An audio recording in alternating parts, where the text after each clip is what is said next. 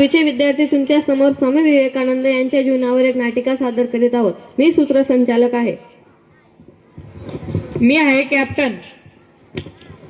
मी आहे स्वामी विवेकानंद. मी आहे पहिला प्रवासी. मी आहे दुसरा प्रवासी. मी आहे तिसरा प्रवासी. मी आहे पाचव्या प्रवासी.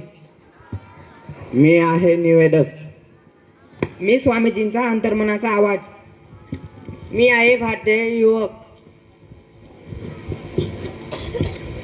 माननीय अध्यक्ष, शिक्षक आणि विद्यार्थी मित्रांनो, आज आपण पाहणार आहोत स्वामी विवेकानंद यांच्या जीवनातील एक अत्यंत प्रेरणादायी प्रसंग. त्यांनी केलेला जहाजावरील प्रवास. भारताच्या आध्यात्मिक शक्तीचा प्रवास त्यांनी केला होता.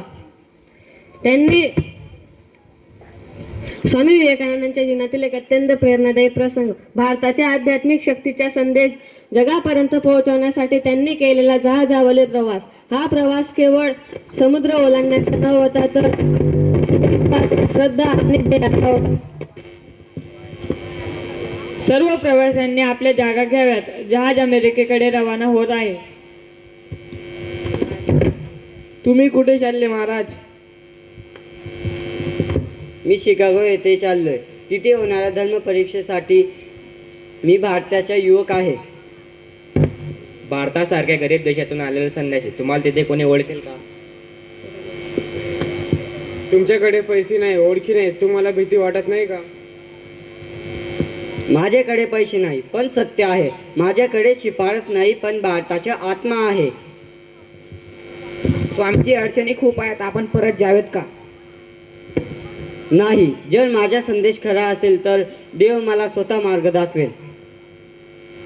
स्वामीजी, तुमच्यावर विश्वास ठेवून मलाही प्रेरणा मिळते. तुम्ही भारताचा अभिमान आहे. उठा, जागे व्हा आणि धैर्य साधेपर्यंत थांबू नका. तुमच्या विचारात आत्मविश्वास आहे. तुमचा देश महान असणार. आध्यात्मिकदृष्ट्या भारत हा गरीब, भौतिकदृष्ट्या भारत हा गरीब असेल पण आध्यात्मिकदृष्ट्या तो जगाचा गुरु आहे. या प्रवासातून जन्म झाला sister and brothers of America या ऐतिहासिक भाषणेच्या. स्वामी विवेकानंद शिकागोला पोहोचले आणि संपूर्ण जगाने भारताची महानता ओळखली.